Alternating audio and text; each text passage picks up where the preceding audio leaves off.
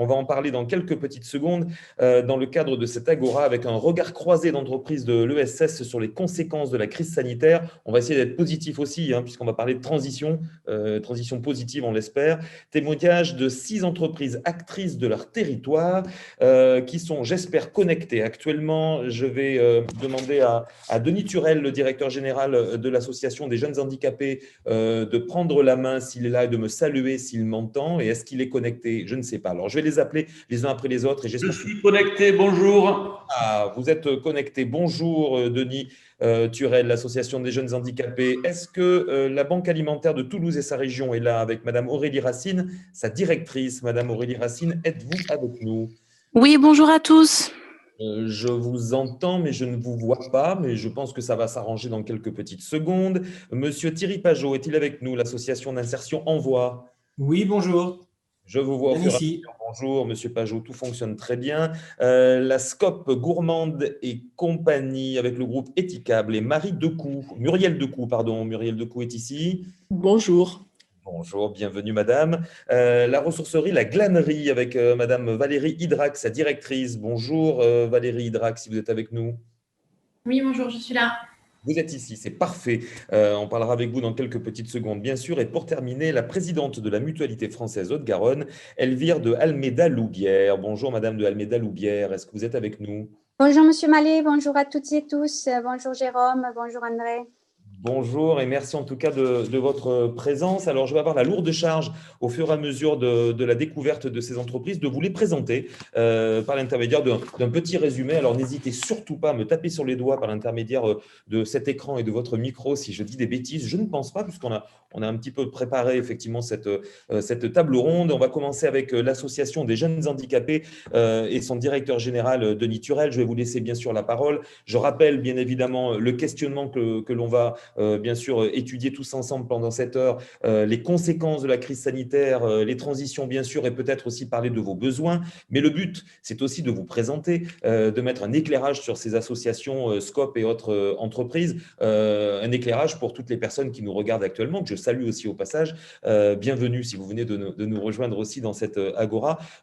Éclairage sur ces associations, mieux vous connaître aussi avec l'association des jeunes handicapés qui a été créée en 1957, une association les jeunes handicapés, l'AJH, créée à l'initiative de parents d'enfants handicapés mentaux habitant la région parisienne et aujourd'hui, bien sûr, ici même sur la région toulousaine. Elle avait pour but, cette association, d'assurer à ces enfants une existence conforme à leurs besoins et d'aider à la création de foyers destinés à les recevoir à vie. Cet objectif reste l'élément fondateur de l'association l'AJH, qui aujourd'hui compte 670 personnes en situation de handicap accompagnées. On va peut-être affiner les chiffres avec vous dans quelques secondes, monsieur le directeur général. Plus de 200 familles adhérentes, pas moins de 9 établissements et services et une implantation, et ça c'est très important, sur un beau territoire. 9 communes du sud toulousain sont concernées bien sûr par cette association. 500 salariés en CDI, plus de 19 métiers. On va en parler de ces métiers avec vous dans quelques petites secondes.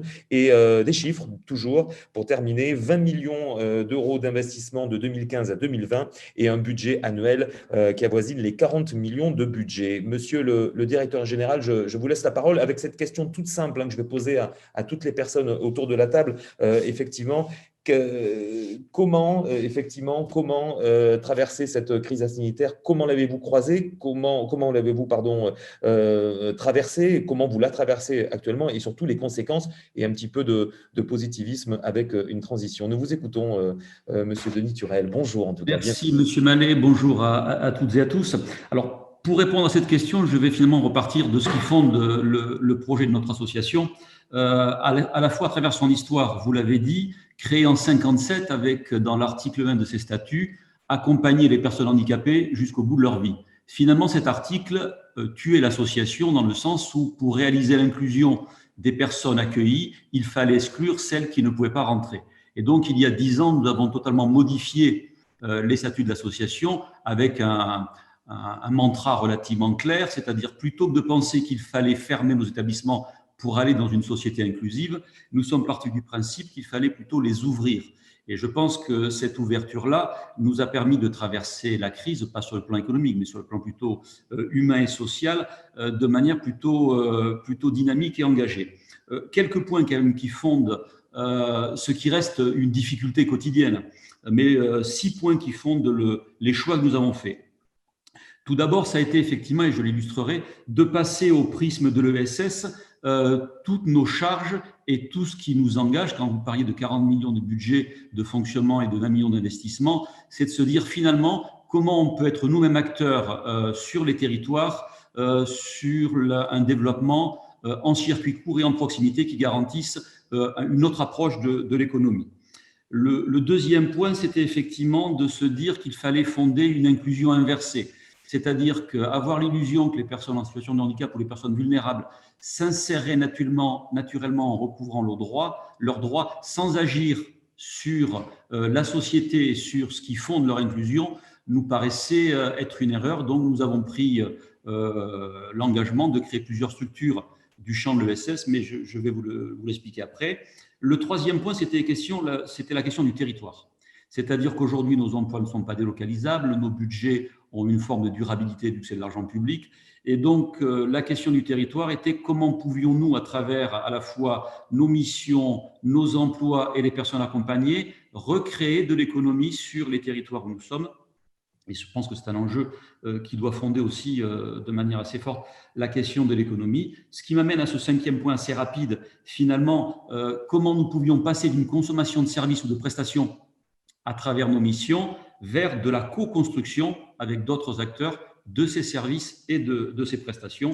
Et dernier point qui a été fondateur de ce qu'est notre projet associatif aujourd'hui, c'est mettre l'innovation, l'agilité et l'expérimentation au cœur de toutes nos actions.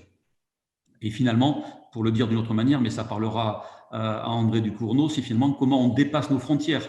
Parce que le secteur dans lequel je suis a une capacité rare à recréer des frontières, là où effectivement il parle d'inclusion pour les personnes qui l'accueillent.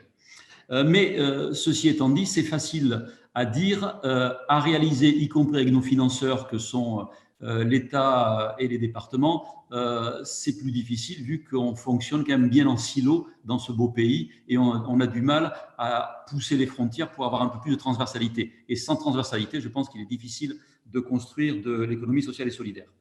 Quelques illustrations juste pour arriver à votre question sur la crise Covid. Finalement, on a créé aujourd'hui 3 coopératives avec des partenaires. On est en train d'en créer une 4e pour effectivement participer de cette société inclusive. Une première on a un établissement et service d'aide par le travail qui accueille les personnes, les travailleurs handicapés. Et donc, nous avons décidé tout simplement de reprendre un restaurant sur le territoire, un restaurant tout à fait traditionnel. Ce sont les personnes handicapées qui y travaillent et ça sert de point d'appui pour leur formation, pour leur expérience professionnelle. Et dans ce même ordre d'idées, nous avons décidé de sortir de la restauration collective que nous avions en liaison froide. Pour information, nous servons 350 000 repas par an pour effectivement recréer par établissement des restaurants en liaison chaude qui intègrent des personnes en situation de handicap ou des personnes en situation d'insertion qui sont sur le champ du territoire. C'est un retournement fondamental qui nous permet aussi de retrouver de l'autonomie dans cette phase de crise dans laquelle nous sommes. Autre innovation, vous savez tous comme moi que la question de l'accès au logement, l'accès à l'habitat pour les personnes vulnérables est un enjeu fort de nos territoires. Vu les difficultés que nous avions à faire accéder à l'habitat normalisé les personnes que nous accompagnons, notamment en termes de garantie locative et de frilosité des bailleurs privés ou sociaux, nous avons lancé une expérimentation en créant une SCIC, une coopérative, agence immobilière. De manière expérimentale, on est en train là de lancer une capitalisation pour la rendre plus durable, pour effectivement offrir aux propriétaires, aux acheteurs, aux bailleurs la garantie locative et permettre aux gens vulnérables d'accéder au logement auquel ils n'accèdent pas quand il faut verser 3 mois de caution plus des frais d'agence. Malheureusement, ça reste très compliqué. Donc aujourd'hui, nous gérons 80 lots et une centaine de locataires, mais c'est la phase expérimentale et c'est une agence qui a vocation à se développer sur le territoire national. Je crois savoir que nous avions candidaté au prix Occitanie de l'ESS et que nous pourrions être bien placés pour être nominés sur ce projet qui a vocation à s'essaimer, bien sûr, à ce niveau-là. Autre coopérative que nous avons créée, vous savez que c'est un secteur où la ressource humaine est fondamentale. Vous parliez tout à l'heure de pratiquement 500 salariés, ce qui veut dire que globalement, nous avons à peu près 5000 personnes en contrat à durée déterminée par an pour accompagner les remplacements des personnes qui sont en formation, malades ou absentes pour différentes raisons. Et donc, nous avons créé une agence d'intérim parce qu'effectivement, le modèle des agences d'intérim classiques ne nous convenait pas en tant que modèle économique. Donc, on a créé une coopérative qui regroupe aujourd'hui 30 associations sur l'Occitanie, 120 établissements, qui a un chiffre d'affaires de pratiquement 2 millions par mois pour 1000 intérimaires. Dans un temps où effectivement la question de la formation et de la ressource humaine est fondamentale, c'est une manière aussi dans le champ exclusif des structures associatives à but non lucratif, vu qu'il ne faut pas être assujetti à la TVA pour en bénéficier, c'est une manière de mutualiser entre plusieurs opérateurs la ressource humaine, de la partager et de permettre surtout à des gens qui étaient précarisés de pouvoir, en ayant de multiples employeurs finalement à l'arrivée, rentrer dans un parcours professionnel. Vous savez comme moi que nous montons cruellement de professionnels, notamment infirmiers de soins, et cette crise Covid l'a amplifié dans le sens où aujourd'hui, nous sommes aujourd'hui, pour vous donner un exemple, sur la JH, j'ai 20 postes d'aide-soignants non pourvus et j'ai plus de 15 postes d'infirmières non pourvus sur les besoins des personnes vulnérables. Dernier point pour pas être trop long, nous sommes en train sur les circuits courts de monter une pépinière de maraîchage avec une autre association qui est dans le champ de l'économie sociale et solidaire, qui est 3PA, qui travaille sur la transition écologique, pour finalement proposer à des personnes d'expérimenter en pépinière leur activité de maraîchage, de leur garantir l'achat en circuit court sur nos restaurations et avec les partenaires que nous trouverons sur le territoire, et pour ensuite qu'ils puissent s'aimer auprès de collectivités qui pourraient leur mettre du terrain à disposition pour, là aussi, développer leurs activités. On est toujours dans cette logique liée à nos territoires.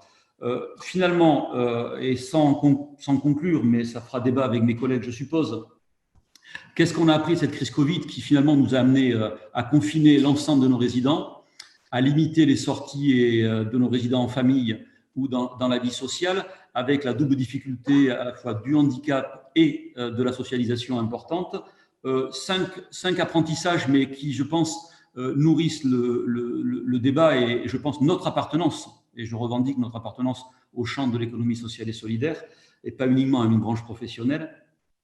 Le premier, c'est que c'est le collectif. Le collectif pour rompre l'isolement professionnel. C'est-à-dire, on a des métiers qui touchent à l'humain, qui touchent à la vulnérabilité. Et dans cette crise Covid, finalement, les ressources, on les a trouvées à l'interne en mobilisant nos salariés, les familles, les personnes accompagnées pour maintenir malgré tout la vie nécessaire à l'épanouissement des personnes que nous accompagnons. Deuxième levier de cette crise, qui nous a paru très, très important, c'est la question de l'entraide et de la mutualisation. C'est-à-dire que dès les premiers jours, nous avons réalisé avec notre ESAT des masques, même si le CIPIAS et l'ARS nous disaient que les masques tissus étaient interdits, pour un mois plus tard nous dire qu'il fallait en faire. Et bon, ça c'est le sens de l'innovation, on a peut-être raison des fois avant les autres, mais on peut se tromper aussi. Et donc, on a réalisé beaucoup de masques, on en a réalisé plus de 5000. Une fois qu'on a eu accès à des masques accessibles pour nos secteurs, au niveau de l'État. Ces masques tissus que nous n'utilisons plus, nous les avons mis à disposition des acteurs du territoire, Emmaüs, Croix-Rouge, collectivités locales, pour les personnes qui étaient en difficulté. On a participé aussi par ce biais-là dans une forme d'entraide et nous-mêmes nous avons pu bénéficier par des bénévoles d'accompagnement pour maintenir une activité sur nos territoires. Troisième levier, vous en parlez depuis ce matin, c'est la question de l'innovation sociale. C'est-à-dire qu'en temps de crise, l'incertitude, je pense, doit nous amener à innover. Et donc, on a pu, grâce à cette innovation, modifier nos organisations du travail avec l'accord de nos représentants syndicaux qui ont accepté effectivement de jouer le jeu on va dire, d'une forme d'assouplissement des règles de notre convention collective. Nous avons développé beaucoup d'outils collaboratifs et on est en train d'en expérimenter pour là aussi favoriser la communication, notamment ce qu'on appelle dans notre secteur la communication améliorée pour des personnes qui ont difficilement accès à la communication. Et je pense que le dernier point, et j'en terminerai là-dessus pour respecter le temps que vous m'aviez donné, Monsieur Mallet, c'est effectivement d'avoir toujours une approche par la diversité et non pas par uniquement une gestion économique liée à l'agrément de nos établissements. Donc, on a effectivement permis à nos professionnels de pouvoir aller intervenir sur des établissements où il y avait plus de difficultés eu égard aux accompagnements que nous avions à réaliser. Voilà de manière très synthétique, je pense bien sûr avoir oublié plein de choses. Mais vous pourrez intervenir à tout moment, Denis Turel, hein, n'hésitez pas, hein, et chaque personne pourra intervenir, bien évidemment. Merci beaucoup, Monsieur Turel. Merci. Je rappelle que vous êtes directeur général de l'Association des jeunes handicapés. Restez avec nous, bien sûr, pour intervenir à tout moment autour du témoignage d'autres associations, SCOP et entreprises. On va passer dans un autre secteur, mais ô combien aussi complémentaire au sein même de l'ESS, c'est la Banque alimentaire. La Banque alimentaire de Toulouse et de sa région avec sa directrice Aurélie Racine. Soyez la bienvenue, madame. Merci.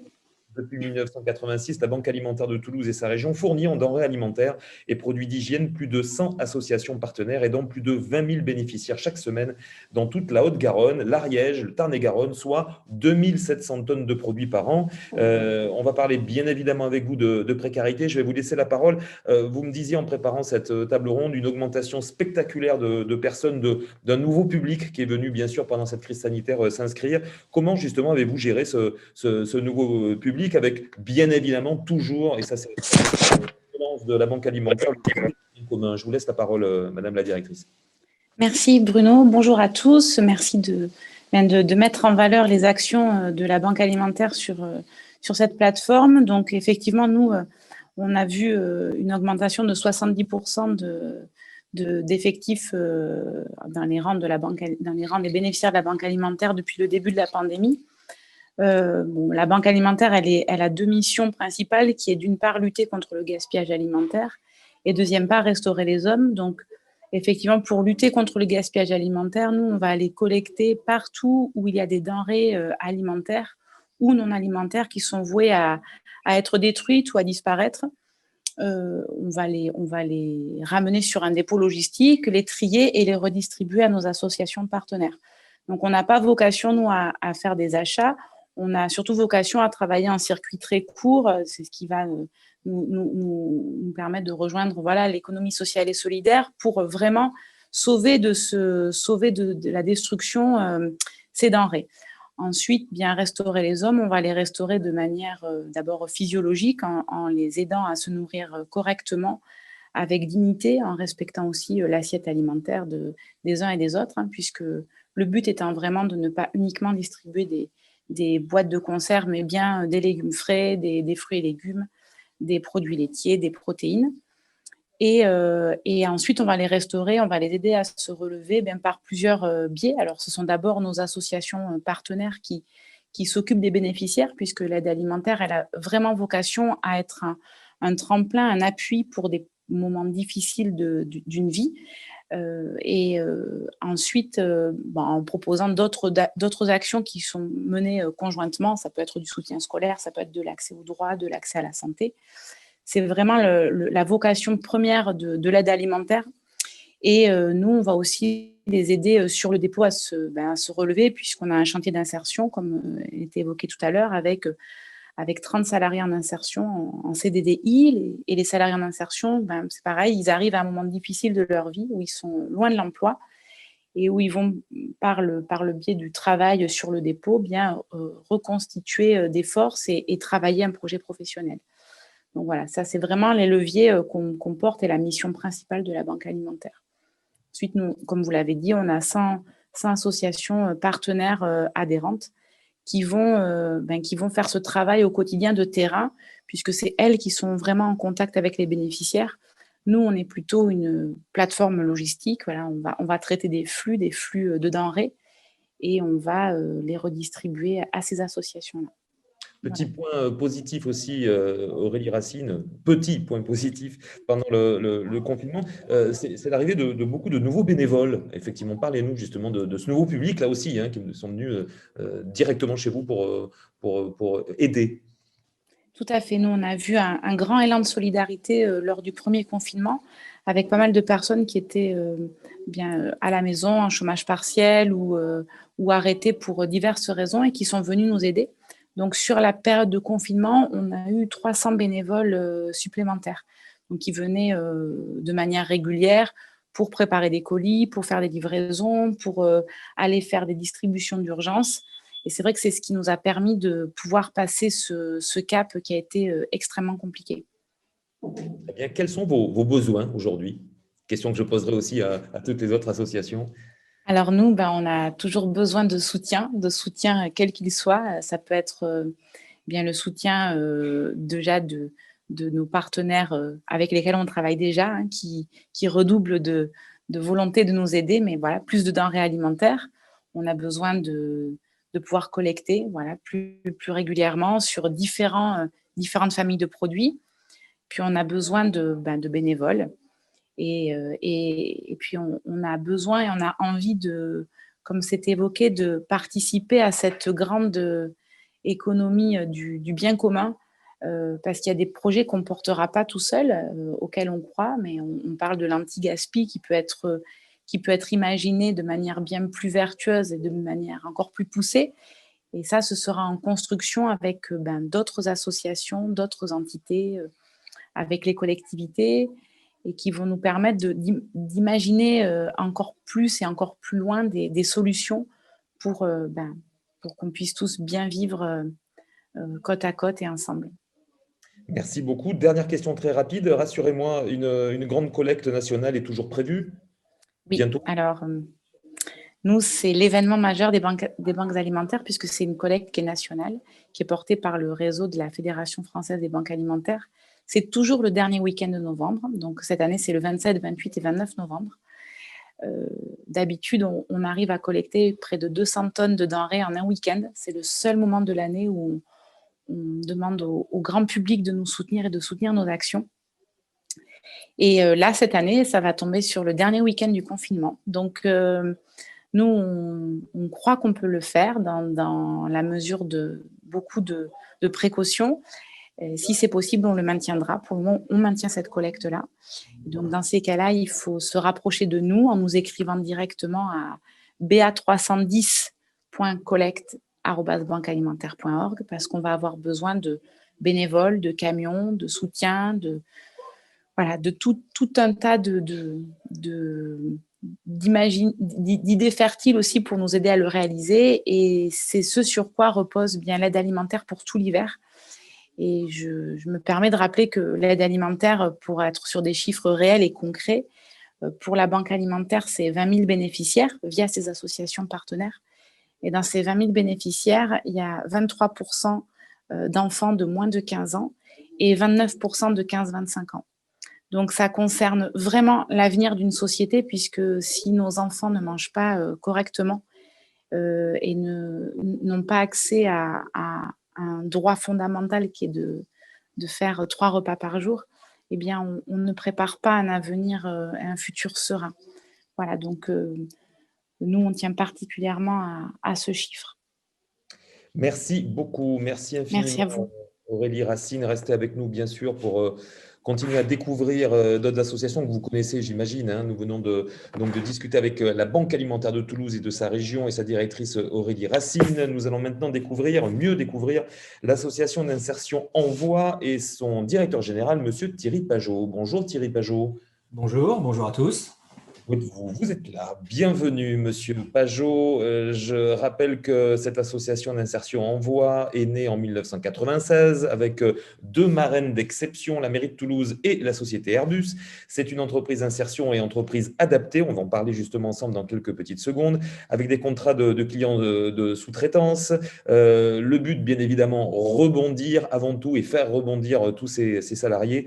Vous faites, bien sûr, vous travaillez avec de l'aéronautique, bien évidemment, entre autres, 130 salariés bénéficiaires. On va en parler ensemble, effectivement. Comment avez-vous géré cette crise, Thierry Pajot? Comment la gérez-vous au quotidien? On va parler aussi on va dire de côté positif aussi, hein, de transition. Monsieur Pajot, je vous laisse la parole. Très bien, merci Bruno, merci à tous d'être là et de nous écouter un petit peu sur ces différents sujets. Un grand merci à Aurélie. Comme je le disais hier à Bruno, c'est une action qui m'est très chère, cette collecte de fin novembre. Donc voilà, tu peux compter sur moi. j'en serai comme tous les ans et j'invite tout le monde à en être. C'est un moment que l'on doit donner pour l'ensemble de notre société. Petite parenthèse fermée, donc revenons à Envoi. Envoi, oui, c'est à la fois une entreprise d'insertion et une entreprise adaptée. Même si on est une association, j'aime bien le terme d'entreprise parce que notre première vocation, elle est de remettre au travail des gens qui sont exclus du travail, comme on en a déjà parlé tout à l'heure, des gens éloignés pour des raisons sociales ou des raisons physiques. Et on va ramener ces gens au travail en les aidant déjà à combattre les freins que peuvent être les freins à l'emploi, tels que le logement, on en a parlé, la mobilité, le surendettement ou d'autres. D'accord ? Et on va faire ça au travers de contrats de sous-traitance que l'on a avec des clients que j'aime appeler partenaires, parce que s'ils n'ont pas l'esprit du partenariat et s'ils sont juste clients, ça ne marche pas. Voilà. La recherche de l'optimisation à tout craint de la taxe est une mauvaise idée. Donc, il faut vraiment qu'ils soient partenaires. Et on a des clients partenaires qui nous font confiance. On est donc des sous-traitants qualifiés et certifiés. On est EN 9100. Je pense qu'il ne doit pas y avoir beaucoup d'entreprises ou d'associations de l'insertion et de l'handicap certifiées EN 9100 en France. Nous sommes ISO 9001, nous sommes RSE 26000, juste pour démontrer à nos partenaires potentiels le niveau de qualité que l'on peut apporter à ces différents services. Donc, ces différents services, comme on a une 9100, vous l'avez bien dit, ils sont à apporter à un grand nombre de gens de l'aéronautique. Donc, sensiblement, 50% de nos activités étaient portées, sont portées par ce monde de l'aéronautique. Donc, nous avons pris en pleine face ces difficultés du monde aéronautique. On a l'avantage d'avoir un partenaire qui, depuis des années, nous fait confiance. Je pense que l'on sert bien, mais qui nous fait confiance. Et on était avec lui en train de faire des plans sur comment accroître finalement nos activités. Et du jour au lendemain, on a divisé ces activités par deux. On peut s'estimer presque heureux dans le fait que ce partenaire continue à nous faire confiance. Je pense qu'il y a des sous-traitants que je qualifierais d'ordinaires qui ne peuvent pas se targuer d'avoir conservé 50% de l'activité.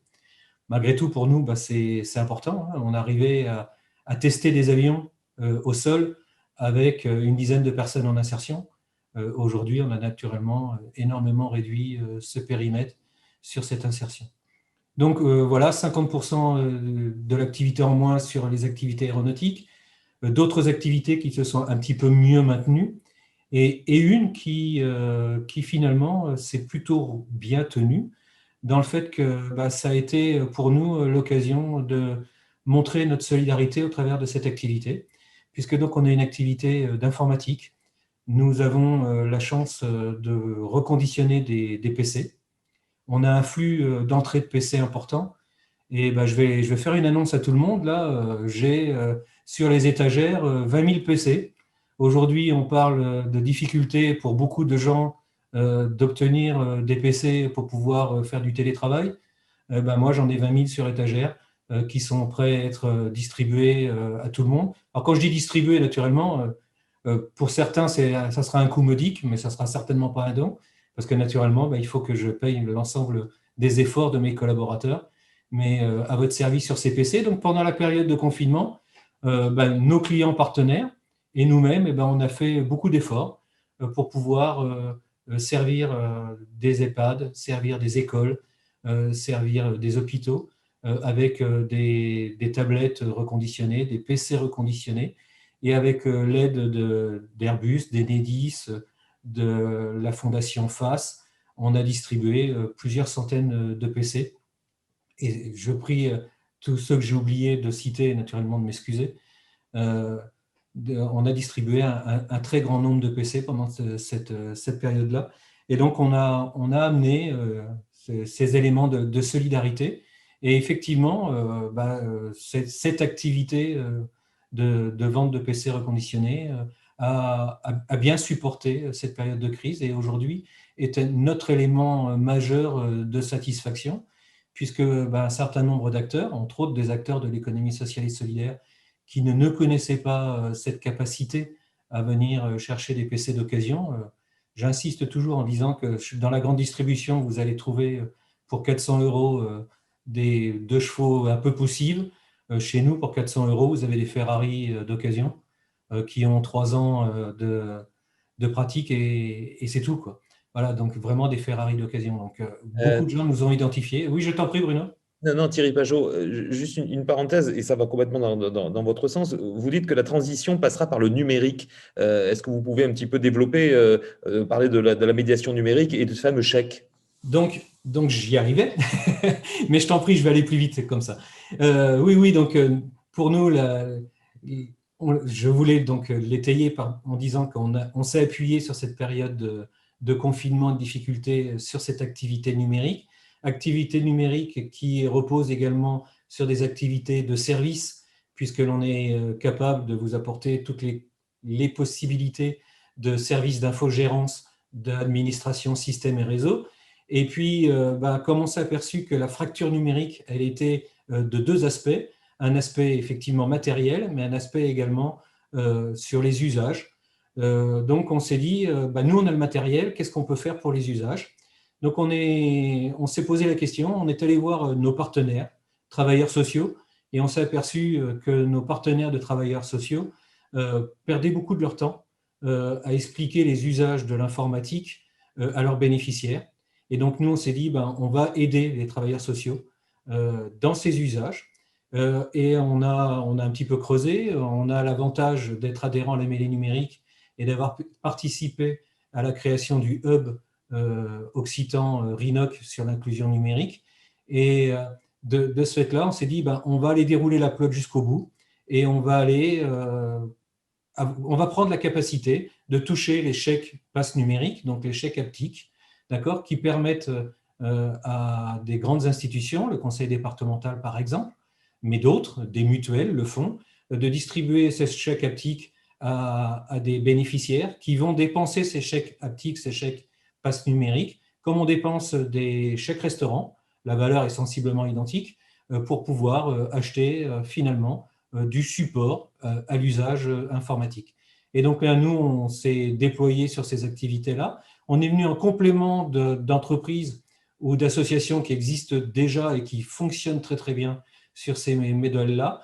Et comme nous, on avait un modèle d'itinérance, on s'est dit, on va aller au plus près des associations dans un modèle d'itinérance. Donc, on déplace notre matériel, on déplace notre réseau dans les entreprises, dans les associations, dans les maisons de quartier, les maisons locales, pour pouvoir supporter ces activités-là.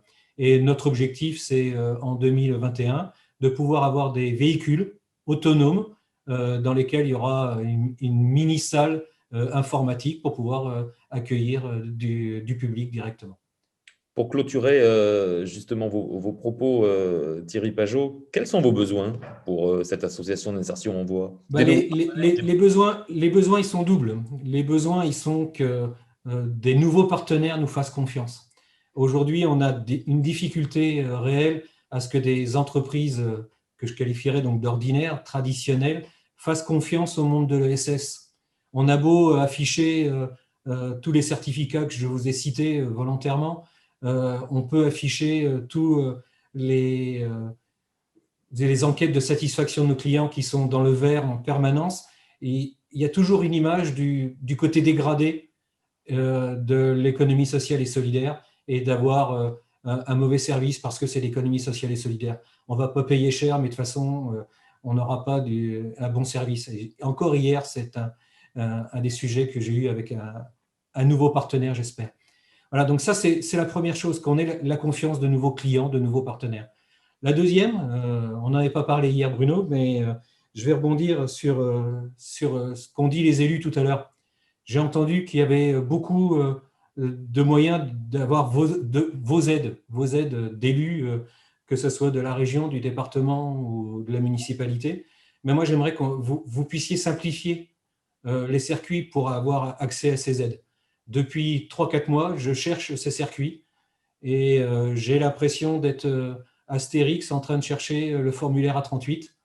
Revenez aux 12 travaux d'Astérix et vous comprendrez mon allusion. Et ce formulaire A38, je ne l'ai toujours pas trouvé.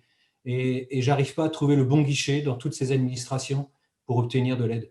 Donc, simplifiez vos administrations, donnez-nous les bons guichets pour pouvoir y rentrer et ça nous simplifierait la vie. Donc, voilà deux choses qui pourraient nous simplifier la vie dans la période, des nouveaux partenaires et un guichet qui pourrait nous permettre de trouver où on peut obtenir de l'aide, que ce soit de l'aide financière ou de l'aide dans l'accompagnement, parce que j'ai entendu parler d'accompagnement et on a besoin d'accompagnement. Merci pour votre témoignage. Et vous restez avec nous, bien évidemment. Découvrons une autre entreprise, en l'occurrence une SCOP, j'en parlais tout à l'heure, SCOP Gourmande et compagnie, qui fait partie du groupe Éthicable avec Muriel Decoux. Bonjour Muriel Decoux. Bonjour à tous et à toutes. Bienvenue. Quelques mots justement sur cette entreprise de production agroalimentaire située dans la région toulousaine et plus précisément à Castanet-Tolosan. Gourmande et compagnie marque le collectif des gourmandes, évolue en société coopérative. Une nouvelle scope de goût 100% authentique. Cette entreprise au service des saveurs créée en 2010 est une biscuiterie artisanale, j'ai déjà faim, spécialisée donc dans les produits agroalimentaires, de produits sans conservateurs, sans additifs et sans huile de palme. En préparant cette table ronde, vous me parliez du pouvoir de résilience des scopes. Est-ce que vous pouvez me définir un petit peu ou redéfinir justement ce pouvoir de résilience, s'il vous plaît, Muriel Decoux? Oui, alors ça, c'est quelque chose qui est vrai pour les scopes en général, qui est pas spécifique à Gourmande et compagnie. En fait, les coopératives ont plusieurs caractéristiques qui favorisent cette résilience et qu'on a pu observer depuis déjà des dizaines d'années. La première, c'est qu'elles appartiennent à leurs salariés et que dans les périodes difficiles, on observe une forte mobilisation de tous pour passer les caps difficiles. Par ailleurs, elles sont accompagnées par leur réseau, le réseau des scopes, qui a depuis de très longues dates développé à la fois des possibilités d'accompagnement en conseil des dirigeants de SCOP et des coopérateurs, et a développé des outils financiers grâce à des cotisations qui sont versées au fil du temps par toutes les coopératives, mais ces outils financiers permettent de refinancer les coopératives quand elles sont dans des périodes difficiles. Et notamment de faire effet de levier avec d'autres partenaires financiers. Et puis,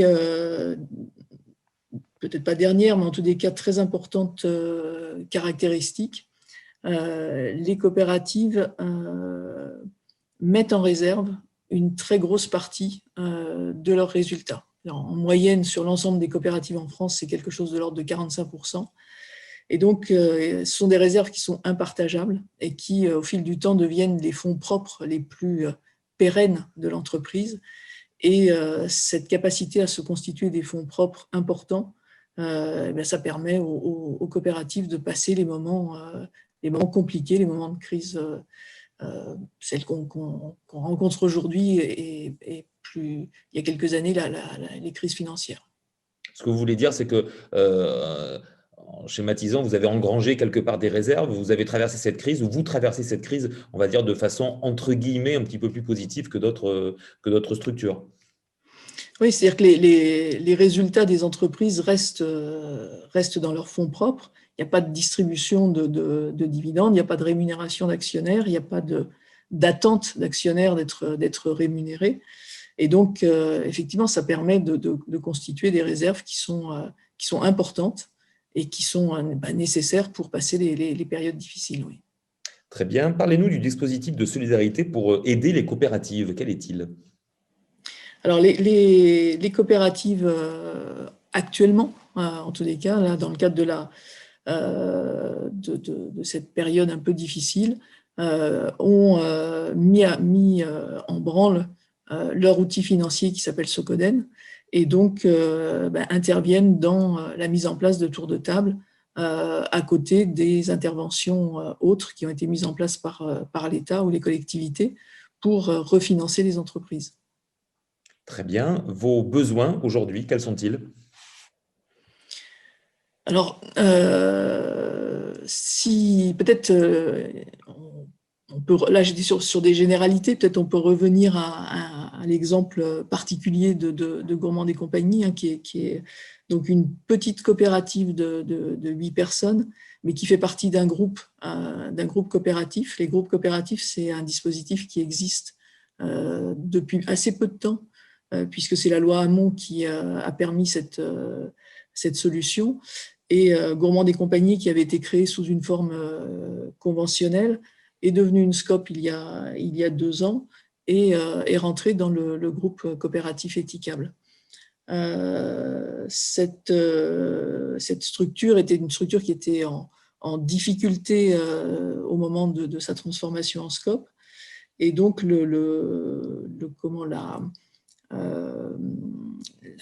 la crise qui est arrivée là en début d'année est arrivée à un mauvais moment pour l'entreprise, parce qu'on avait un projet de développement qui s'appuyait sur le développement commercial grâce à l'appui des commerciaux d'Éthicable. Et le confinement, ça a voulu dire que les commerciaux n'ont plus été en mesure d'aller dans les commerces alimentaires. Et donc, on a vu, autant sur l'agroalimentaire en général, je dirais la crise n'a pas eu d'impact, ou éventuellement au contraire un impact plutôt positif, autant sur le secteur des gâteaux et des biscuits.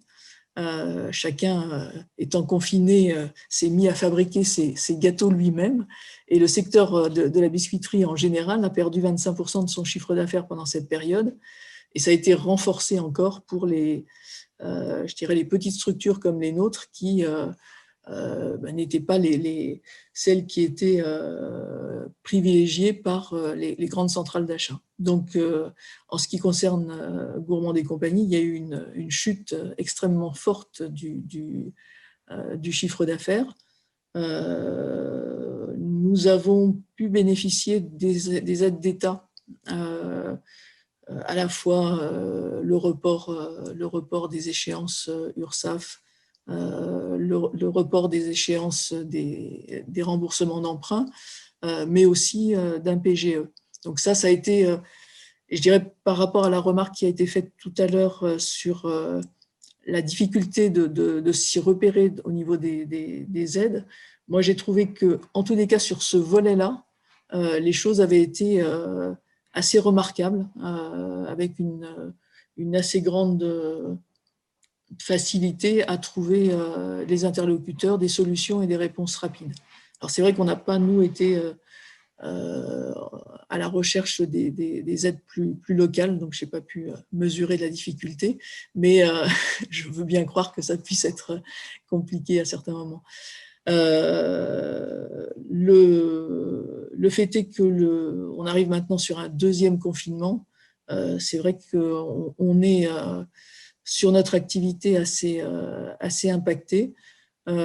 Aujourd'hui, je dirais c'est la force du groupe Éthicable qui nous permet de continuer d'envisager l'avenir avec sérénité, notamment parce que nous avons profité de cette période pour mener à bien, au niveau d'Éthicable, un projet qui est la mise en place d'un label sur le commerce équitable en France, projet qu'on a pu mener en partenariat avec Biocoop, et donc qui va nous permettre de développer de nouveaux produits labellisés avec un label très exigeant sur nos obligations vis-à-vis des producteurs français. Mais si Gourmand avait été une petite structure isolée, je pense qu'on serait en train de se préparer à aller au tribunal. Merci infiniment, Muriel Decoux, pour votre témoignage et cet éclairage. Et puis, petite parenthèse, hein, sans faire de l'humour, je vous interdis toutes et tous connectés donc, de cuisiner ce week-end et de faire des gâteaux. Hein. C'est terminé. Merci de consommer uniquement du local et en l'occurrence des produits de la SCOP Gourmand & Co, de très beaux macarons, j'ai vu. Hein, il y a des petits macarons, il y a de jolis sablés aussi qui donnent envie. lorsque l'on va passer à table dans quelques minutes. Merci beaucoup, Muriel Decour. Restez avec nous. Nous allons passer à un autre secteur. C'est le but aussi de cette table ronde, de découvrir et de mettre un éclairage sur une autre structure, en l'occurrence la ressourcerie, la glanerie, et sa directrice, Valérie Hydrac. Bonjour, Madame Hydrac, bienvenue. Bonjour, merci. Merci à tous d'être restés connectés jusqu'à la fin de cette matinée. Oui. C'est normal. Je voulais juste présenter en quelques mots, hein, vous m'arrêtez si je dis des bêtises, mais normalement tout va bien. Agir en faveur de la protection de l'environnement et de faire en sorte que chacune prenne sa place au sein de la société. Telle est la mission de la glanerie, qui se base avant tout sur des valeurs communes constitutives du ciment de l'équipe, valeurs environnementales bien sûr, réduction des déchets, on va en parler dans quelques instants, et valeurs humaines bien évidemment. La glanerie est également constituée en atelier de chantier d'insertion, équipe de 13 permanents qui s'engagent à faire de son mieux pour permettre la professionnalisation de 50 salariés dans un cadre de travail sécurisant, aidant et structurant. Cela passe bien sûr, et vous allez le confirmer, par une écoute, une compréhension quant aux éventuelles difficultés rencontrées. Madame la directrice, Valérie Hydrac, je vous laisse la parole. Comment traversez-vous cette crise à la glanerie aujourd'hui?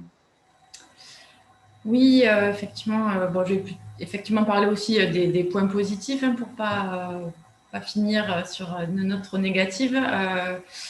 Alors en plus, je vais prendre un peu le relais de ce que disait Madame Decour, je crois, de la SCOP. Effectivement, les associations ont aussi ce fonctionnement-là, c'est-à-dire qu'il n'y a pas de distribution de résultats. Et la glanerie qui existe maintenant depuis 2003 a la chance quand même d'avoir un modèle économique assez viable et durable et qui a permis, en tout cas au niveau financier, de passer la crise pour l'instant sans trop de dégâts, on va dire. Bon, là, le nouveau confinement, c'est vrai que c'est un peu un coup dur sur cette fin d'année parce qu'on avait justement réussi à retrouver une activité quasi normale là, suite au confinement du mois de mars. Mais bon, on s'adapte. Je pense que c'est quand même une grande force des structures de l'ESS. C'est aussi d'avoir des salariés permanents impliqués. De la même manière, je pense que dans les scopes, même si ça ne nous appartient pas, mais en tout cas, c'est l'intérêt commun qui prime. Et beaucoup de créativité, beaucoup de bonne volonté aussi pour innover, pour que chacun y mette du sien. Bon, là, nous, du coup, on a fermé les magasins depuis la semaine dernière et on en profite pour réaménager intégralement notre boutique de la gloire. Donc voilà, c'est aussi des opportunités à saisir. Ce que je peux dire au niveau de comment on a vécu la crise, en tout cas ce qu'il en ressort, et c'est effectivement quand même la force aussi et le soutien des réseaux. On s'est senti quand même énormément soutenu dans la période, que ce soit les réseaux de l'insertion, donc j'en profite aussi pour les citer, les remercier, Fédération des acteurs de la solidarité et le CORAS, qui ont été très présents par l'envoi de nombreux courriers, informations, vraiment aide méthodologique. On a aussi été soutenu par les collectivités, l'État. On a pu mobiliser l'activité partielle, un fonds d'urgence là qui va être dégagé par l'ADEME, un fonds de FDI consolidation, bref, en tant que structure d'insertion. Donc voilà, en tout cas, pour rassurer tout le monde au niveau économique, les choses vont bien. On constate que c'est aussi sûrement une des leçons de la crise, mais en tout cas, les achats d'occasion se développent. Alors ça, c'est un constat qu'on fait depuis de nombreuses années à la glanerie. Donc, on rappelle ressourcerie, donc on collecte sur plusieurs déchetteries les objets que les gens vont jeter qui peuvent être réutilisés. Donc, on est présent à l'heure actuelle sur 9 déchetteries. Ensuite, on valorise tout ça dans nos ateliers et on a 2 magasins où on vend ces objets d'occasion. Donc, en tout cas, c'est un mode de consommation qui avait déjà le vent en poupe et je pense que ça se développe encore. Le défi maintenant, ça va être de développer ces achats d'occasion dans le milieu professionnel. Nous, on est sur un nouveau projet là de développement, de réemploi de mobilier professionnel. Et j'en profite pour inviter tous les acteurs devant leur écran, qu'ils soient publics ou privés, à développer ces pratiques-là dans leurs entreprises, dans les achats publics, etc. Voilà, je pense que c'est quelque chose qui peut ressortir de positif de cette crise, repenser les modes de consommation, les organisations. Vous faites partie aussi d'un réseau, un véritable mouvement territorial. Vous êtes membre du ROC avec 3 R, c'est le réseau régional des ressourceries. Vous pouvez nous en dire quelques mots, s'il vous plaît? Oui, donc effectivement, en tant que ressourcerie, on est déjà adhérent du réseau national des ressourceries et ensuite, depuis 2018, au niveau de la région Occitanie, il y a donc un réseau régional qui s'est constitué où chaque ressourcerie est membre du coup de ce réseau et individuellement. L'idée dans ce réseau régional, c'est qu'il y ait un véritable maillage territorial des ressourceries et de pouvoir aussi soutenir la création de nouvelles ressourceries un peu partout sur le territoire, avec des spécificités pour le milieu rural, urbain, enfin chaque structure en tout cas a sa place. Et c'est aussi la force du réseau des ressourceries de soutenir que le réemploi est plus cohérent par rapport au recyclage, donc vraiment soutenir toutes ces initiatives locales pour favoriser le réemploi. Par exemple, on est associé à un travail qui est en cours au niveau de la filière textile, d'essayer de constituer une filière textile au niveau régional. Notamment, ça s'est vraiment accentué avec la crise Covid. Nous, on récolte énormément de textiles. Hein, c'est le premier poste, je veux dire, de collecte. Et les débouchés là, internationaux se sont vraiment réduits. Et l'idée, ce serait de réfléchir à comment faire quelque chose en local.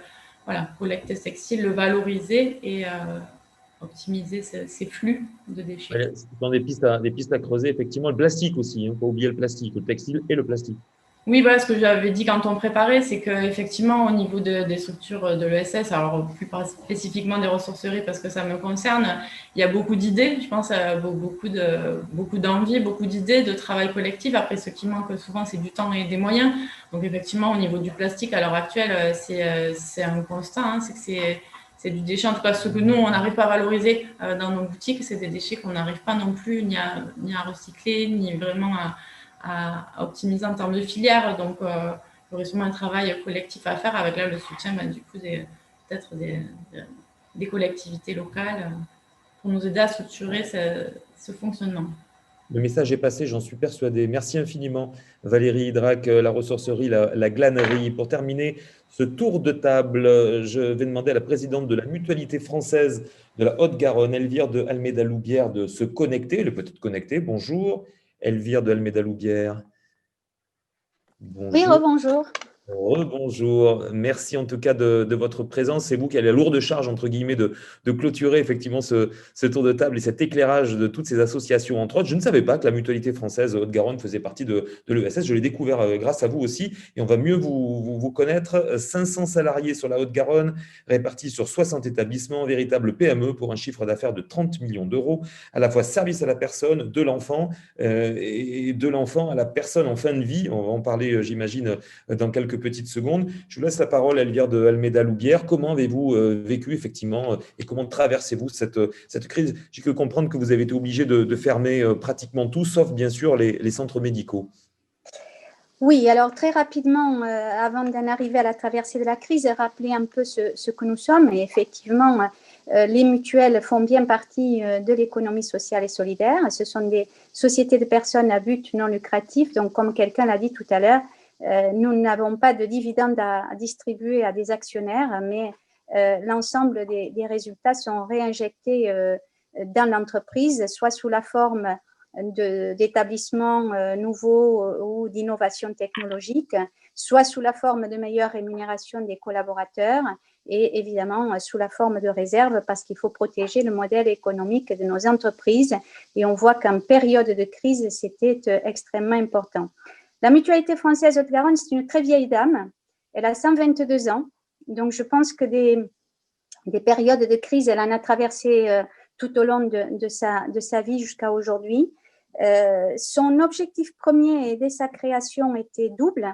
Le premier était de permettre à l'ensemble des concitoyens de mieux traverser les épreuves de la vie et notamment les épreuves de la maladie, de l'accident du travail, de la rupture du travail, puisqu'il s'agissait à la fois d'apporter une réponse en termes de soutien financier aux familles touchées, mais également en termes d'accès aux médecins, aux pharmaciens, aux dentistes, etc. Très rapidement rejoint dès le départ par des services à la personne et je citerai en particulier ce qu'on a qualifié au début des années 1900, de la fin des années 1900, des mutuelles maternelles qui ne sont rien d'autre que finalement nos crèches d'aujourd'hui où à la fois on accompagnait les familles à la parentalité, au partage de moyens, notamment le lait maternel était était une denrée qui était partagée, et puis également l'accompagnement à la parentalité pour mieux élever ses enfants.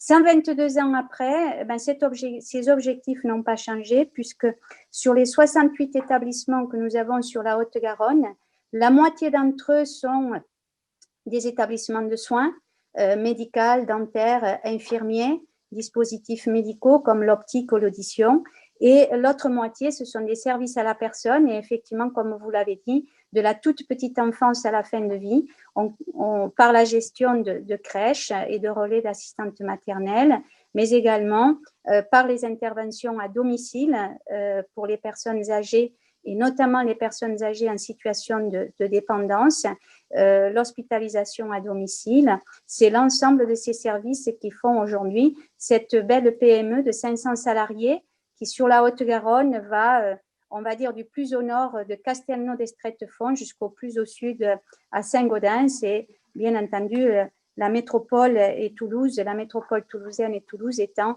là où sont situés une grande partie de nos établissements. Un choix aussi de nos prédécesseurs a été souvent de s'intéresser à des quartiers qui à l'époque étaient peut-être considérés comme des quartiers d'avenir, mais aujourd'hui qui sont devenus des quartiers plus à connotation, je dirais, forte précarité. Notre plus gros établissement aujourd'hui, 180 salariés sur ce seul site, sur les 500, c'est Tabasso Cambo, au cœur du Grand Mirail, un gros pôle d'accès aux soins par un gros centre médical, centre dentaire, pôle de radiologie qui sont sur ce site-là. Alors, qu'avons-nous finalement retenu de cette crise? Alors d'abord, le coup de massue. Le 16 mars, nous avons fermé la quasi-totalité de nos établissements. C'était la règle, puisque seuls les centres de santé médicale et infirmières devaient rester ouverts. Tout le reste a fermé. Ça veut dire que nous avons eu une centaine de salariés qui ont été en front office face à la crise et tout le reste a été fermé. Alors, quand je dis tout le reste a été fermé, il faut tout de même atténuer parce que très rapidement, nous avons, grâce à nos équipes mobilisées, nous avons réouvert peu ou prou de nos établissements, notamment de la petite enfance et de l'optique, tout simplement pour répondre à la demande du gouvernement et des services de l'État de pouvoir répondre aux besoins des personnels prioritaires. Évidemment, si les médecins, les pompiers, les forces de l'ordre, les éboueurs ont été amenés à travailler, mais fallait-il encore qu'on puisse garder leur tout petit ou qu'on puisse répondre à leurs demandes s'ils avaient cassé leurs lunettes, par exemple. Donc, globalement, cette période de crise, elle s'est chiffrée brutalement par une perte nette de chiffre d'affaires qui est autour de 12%, voire 15% sur certains de nos établissements.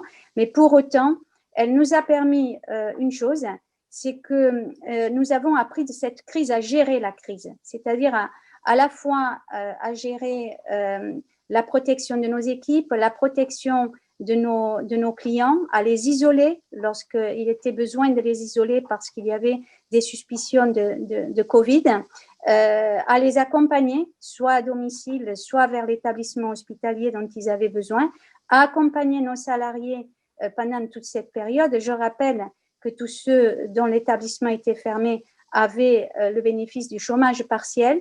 Pour autant, le chômage partiel ne permettait pas d'avoir la garantie du salaire en totalité. Et la première disposition que nous avions prise était que nos personnels n'étaient pas responsables de la situation qui leur tombait dessus et que nous devions leur garantir le même revenu mensuel. Et ça a été la première décision qui était une décision d'accompagnement social de nos salariés. Nous avons également mis en place tout ce qui permettait l'innovation pour accueillir nos patients dans de bonnes conditions. Nous avons développé la téléconsultation, la visioconsultation. Nous avons mis en œuvre des programmes d'accompagnement très particuliers pour les patients à domicile parce que nous avons été confrontés à une situation inédite. À domicile, on a l'habitude d'intervenir chez un patient qui est finalement à domicile avec son aidant. Ça peut être un conjoint et sa conjointe. la crise très rapidement a amené les enfants ou les petits-enfants à revenir dans ce foyer. Or, les enfants ou les petits-enfants qui sont revenus pour des raisons économiques n'ont pas l'habitude de voir les équipes intervenantes à domicile pour accompagner leur vieux père, leur vieille mère dépendante en souffrance. Le dialogue a été particulièrement parfois difficile. Ils ne comprennent pas notre intervention, ils ne comprennent pas que l'on vienne dans une période de Covid. Donc, tout un travail d'éducation, d'accompagnement, de formation des familles, que l'intervention à domicile était nécessaire pour éviter une rupture de soins et donc une aggravation de la personne. Ça a été valable également dans nos centres médicaux, notamment avec la téléconsultation et la consultation en visio, parce que dans cette période de crise, beaucoup de patients se sont dit, y compris lorsqu'ils avaient obligation de voir leur médecin tous les 15 jours ou tous les mois, ont eu peur de sortir, ont eu peur d'être contaminés et ont renoncé aux soins. Notre objectif a été de les appeler et de les accompagner par cette visioconsultation ou téléconsultation de façon à ce qu'il n'y ait pas de retard d'accès aux soins. Et pour ceux qui se sont vus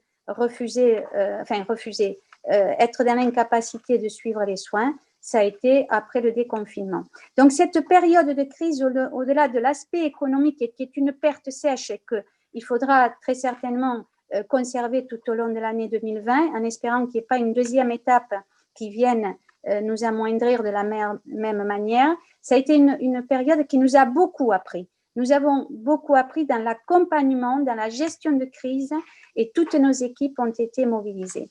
Aujourd'hui, donc, tous nos établissements ont rouvert le 11 mai, comme il était convenu, et nous fonctionnons aujourd'hui exactement comme le 11 mai. C'est-à-dire que tous nos établissements sont ouverts, toutes nos crèches, tous nos centres d'optique, tous nos centres d'audition, dentaires, etc.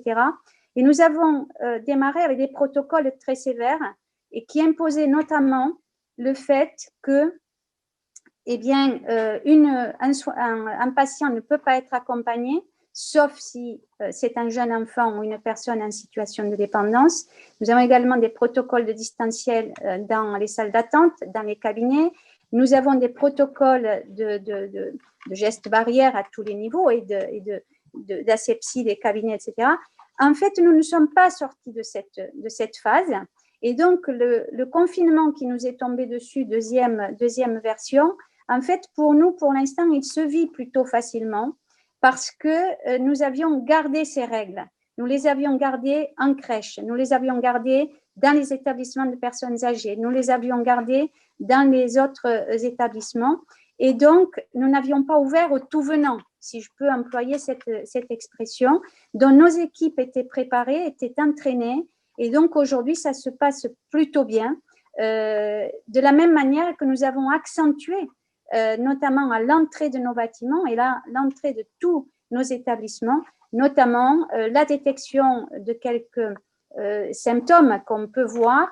Nous prenons la température et donc nous isolons immédiatement si nous avons le moindre doute et nous faisons tester immédiatement et nos équipes d'ailleurs infirmières interviennent très très rapidement pour isoler si nécessaire à la fois nos personnels, à la fois les parents des enfants, etc. Donc, je dirais que ce deuxième confinement, s'il reste en l'état, est pour nous un défi moins difficile à relever qu'il ne l'a été au mois de mars, parce que nous n'étions pas prêts à gérer cette pandémie.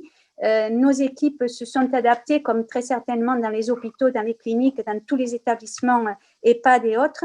Mais là, cette phase a été une phase d'expérimentation en réel, d'entraînement en réel, et donc ça se passe plutôt bien.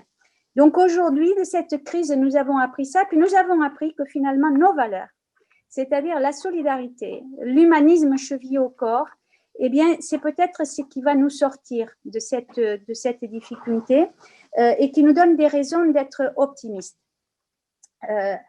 Nous avons des valeurs humaines. Notre objectif, c'est de nous préoccuper des autres et également notre force est de connaître notre territoire, de connaître les besoins de nos concitoyens, d'avoir une entreprise qui était solide économiquement et qui a bénéficié d'un accompagnement, je dirais, sur la veille réglementaire de notre fédération nationale, qui a été à notre écoute tous les jours et en nous simplifiant tout ce qui sortait en termes réglementaires des ministères concernés, ministère du Travail, ministère des Solidarités et de la Santé, qui nous ont décortiqué les textes et qui nous ont accompagnés également dans la chaîne d'approvisionnement, notamment des équipements de protection qui étaient nécessaires. Donc, tout cela fait que notre entreprise est solide. Elle bénéficie d'une équipe d'élus qui sont plus que jamais solidaires et surtout d'un personnel remarquable qui s'est mobilisé, qui est resté mobilisé, qui est sur la base du volontariat ouvert et aseptisé nos établissements tous les jours, même lorsqu'ils étaient fermés, de façon à ouvrir dans de bonnes conditions le 11 mai, qui continue à le faire aujourd'hui. Et donc, je dirais que par rapport à ces trois crises que nous traversons, je vais presque avoir terminé. Première crise, c'est la crise économique, dont nous avons préservé l'emploi, nous continuons à nous développer, nous avons ouvert un 63e établissement au mois de septembre, ce qui prouve que même pendant le confinement, nous avons été à l'écoute d'opportunités. La crise sociale, elle est devant nous. Donc là, on peut craindre qu'on ait une augmentation très forte de personnes qui se retrouveront en difficulté parce que nos établissements soignent sans dépassement d'honoraires. Donc, on peut craindre un afflux massif, mais on s'y prépare. Reste la crise sociétale qui est plus compliquée à gérer, mais s'il n'y a pas une crise bancaire associée, Jérôme Sadier, avec ton autre casquette, s'il n'y a pas une crise bancaire associée, je pense que nous sommes forts de cette crise pour affronter l'avenir et en tout cas très confiants avec à la fois la force de l'économie sociale et solidaire dans son ensemble, de nos institutions internes, de notre fédération mobilisée pour traverser cette étape, même si nous savons que l'année 2020 est une année qui ne sera pas comme les autres. La perte qui sera enregistrée cette année sera enregistrée, mais nous espérons qu'elle sera de nature à nous retrousser les manches pour l'année prochaine. Merci infiniment, Madame la Présidente de la Mutualité française Haute-Garonne, Elvire de Almeida-Loubière. Merci beaucoup. Vous l'avez compris, nous sommes un tout petit peu en retard. Nous allons clôturer cette table ronde. Il s'est dit beaucoup de choses. Nous avions prévu au départ, effectivement, d'ouvrir un chat assez compliqué à gérer aussi, mais je ne vous cache pas que les questions-réponses vont être très compliquées à gérer maintenant. Donc, ne vous inquiétez pas, il y a des ateliers qui continuent au sein même de cette Agora cet après-midi. Donc, toutes les questions que vous vous posez, vous pourrez les poser à tous nos partenaires et autres professionnels tout au long de cette journée. Je vais demander peut-être à Jérôme Sadier ou André Ducournau, vous êtes toujours là tous les deux, j'imagine, peut-être de clôturer, Monsieur Ducournau, un mot peut-être avant de donner la parole à Monsieur Sadier, un mot de conclusion assez rapidement, s'il vous plaît, merci. En attendant, est-ce que M. Sadier est là? Est-ce que Jérôme Sadier… Oui, je suis là. Je ne sais pas si vous m'entendez, mais je suis là. Oui, très bien. On a un petit souci avec André Ducournau qui n'est plus connecté. S'il se connecte, Jérôme Sadier, juste comme ça, en improvisation totale, le mot de la fin pour clôturer, peut-être avant de donner la parole à M. Ducournau. J'ai écouté, je crois, aussi attentivement que possible tout le monde. Je vais d'abord rassurer Elvire pour ce qu'elle a dit à la fin, parce que je sais que j'ai aussi une casquette bancaire au Crédit Coopératif. Le monde bancaire ne va pas si mal en ce moment non plus, donc il a quand même de l'activité et on devrait arriver à continuer à soutenir, puisqu'on en parle, le développement de l'économie sociale. C'est pas toujours simple, mais on fait ce qu'on a à faire. Ce que je retiens en quelques mots de tout ce que j'ai entendu, d'abord, ça confirme que l'économie sociale et solidaire, malgré sa grande diversité, qui était déjà un peu illustrée ici, ça reste une économie de l'engagement. On voit bien qu'il y a derrière chacune des actions des priorités données qui ne sont pas nécessairement l'activité économique en tant que telle, mais une autre finalité, insérer des personnes, produire ou consommer différemment, etc. Donc ça, je pense que on vérifie l'un des principes que j'évoquais tout à l'heure, que parfois c'est un peu abstrait d'évoquer des principes. Là, on voit en quoi c'est illustré. La deuxième leçon que j'en tire, pardon, ça sera pas exhaustif, hein, mais c'est la nécessité de travailler ensemble. Moi, je tiens beaucoup à ce que dans l'économie sociale et solidaire, on puisse prendre des habitudes qui n'existent pas aujourd'hui à travailler ensemble. Alors, dans le monde de la coopération, il y a des années, on appelle ça l'intercoopération, comment on fait travailler des familles coopératives ensemble, pour dire les choses différemment. Je crois que dans le monde de l'économie sociale et solidaire, si on veut être à la hauteur à la fois des enjeux et être cohérent avec nos principes, il faut qu'on apprenne à travailler ensemble. Il y a des sujets qui ont besoin d'être pris en charge de manière forte. Et là, je prends l'exemple du réemploi tout à l'heure. Ça peut vraiment faire filière et cohésion si on arrive à faire travailler des entreprises qui sont d'environnements différents autour de ce sujet-là. Et puis, je retiens deux dernières choses. Une demande qui a été adressée tout à l'heure pardon, j'ai oublié c'est Renvoi, je crois, sur la question de la simplification administrative. On a été saisi par la secrétaire d'État à l'ESS de ces sujets et je pense qu'elle a raison. Malgré toutes les bonnes volontés qui peuvent exister dans les collectivités publiques, territoriales notamment, mais aussi dans les autres dispositifs de soutien, on a comme toujours un problème de simplification administrative. Donc, il faut vraiment qu'on arrive à résoudre ce sujet-là et par ailleurs à aider les entreprises, les associations qui en ont besoin avec de l'ingénierie collective développée ensemble, notamment dans le cadre des CRES. Et le dernier point, c'est la question de l'image un peu dégradée, ça a été dit tout à l'heure. Dégradée, c'est le terme qui a été employé, mais même s'il est péjoratif, ou une image qui ne correspond pas à la réalité, en tout cas, une image qui se résumerait à une économie de la réparation. Tout ça, c'est des gens sympas qui font de la solidarité. Ce n'est pas que ça, en fait, et on a besoin de dire tout ce que nous sommes, y compris des entreprises performantes, présentes sur les secteurs compétitifs, concurrentiels, parce que c'est que comme ça qu'on arrivera à lutter globalement contre le conformisme, notamment dans la commande publique ou dans la façon dont on peut être traité par d'autres types d'acteurs publics ou privés. Donc, il faut qu'on arrive à faire valoriser l'ensemble de ce que nous sommes et de ce que nous faisons et pas seulement se voir cantonner à certains aspects. Voilà ce que je voulais dire, de ce que j'ai retenu en tout cas des interventions des uns et des autres. Merci. Et merci encore pour l'invitation. Merci Jérôme Sadier, merci infiniment. Est-ce qu'André Ducournau a réussi à se connecter? Oui, je suis connecté, mais j'ai eu un problème, je ne sais pas, qui ne venait pas de mon côté. Mais je crois qu'on a voulu activer mon micro à distance et que ça ne s'est pas très bien passé techniquement. Merci à Jérôme des mots qu'il vient de synthétiser effectivement ce qui s'est dit plus particulièrement dans la deuxième partie de la matinée sur ces témoignages d'entreprises dans le cadre de l'Agora du 31. C'était très volontairement centré sur le 31 et nous aurons effectivement des agoras dans les autres territoires de la région Occitanie dans les semaines qui viennent jusqu'au 26 novembre. Moi, je crois qu'on a ce témoignage aussi de ce qui est cette capacité de rebond des entreprises de l'ESS.